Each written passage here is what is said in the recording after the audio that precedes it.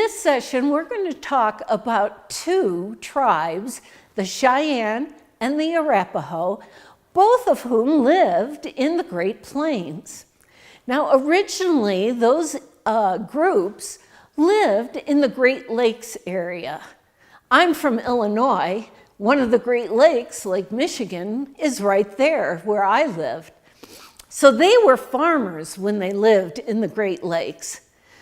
As settlers would push from the East Coast west, they actually moved the Cheyenne and Arapaho out of their farms and into the west, into the eastern plains. They did not become farmers when they came to the eastern plains, and we'll find out what they did in just a minute. You can see by our timeline that they weren't here a very long period of time. They arrived around 1800, but about 1880, they left. It's another sad story. In the 1870s, when the government moved those two tribes into reservations. We'll find out more about that in just a minute. Let's go over to the map and look at where they lived. So the Cheyenne and Arapaho, as I said before, are tribes that moved westward onto the Great Plains. So they didn't live in just one place, though. They were like the Ute. They roamed up and down on the Great Plains. And what were they doing there? Well, they were hunting bison. Or another name for bison that we often use is buffalo. We're going to look at three different artifacts that'll tell us more about the life of the Cheyenne and Arapaho. We're going to start with the bow and arrow. Now, this is a toy bow, and an arrow would always be its companion. This is how they hunted the buffalo, which you can imagine wasn't very easy when they were without horses at the beginning. They would have to stalk the buffalo and get very close in order to hit it. And then, like the Ute, they obtained horses from the Spanish, and that made it a lot easier. Let's take a look at a photograph of Chief Yellowcalf with his bow and arrow.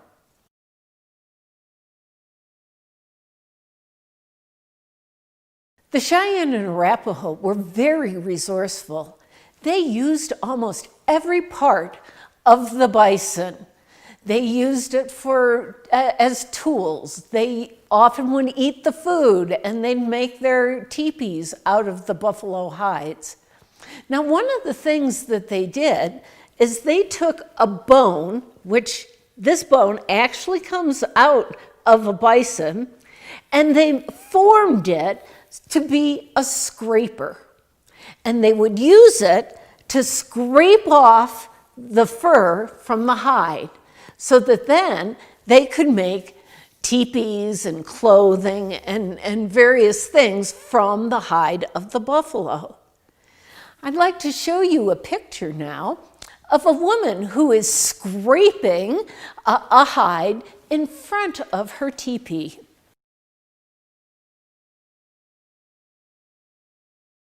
What I have here is an actual bladder from a bison.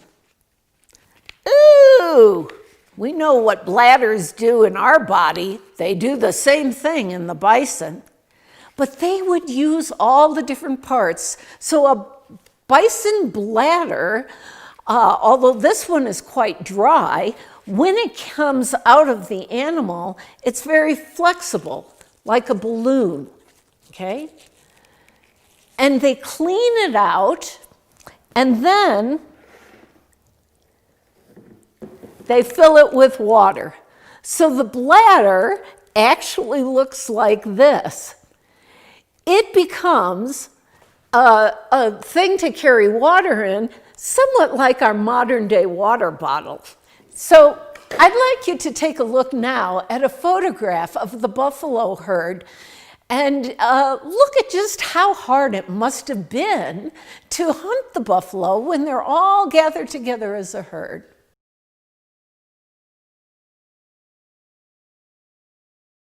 So, what type of dwelling did the Cheyenne and Arapaho live in? Keep in mind, they kept following the buffaloes, so it had to be a home that they could easily pack up and move. And that was a teepee. A teepee was the long poles, made out of long poles, using the hides of the buffalo. Are they still in Colorado today? Well, the answer is no. In the 1870s, the Cheyenne and Arapaho were moved to reservations. Some of them went to Oklahoma, others were up in Wyoming. And so they are not here in Colorado at this time.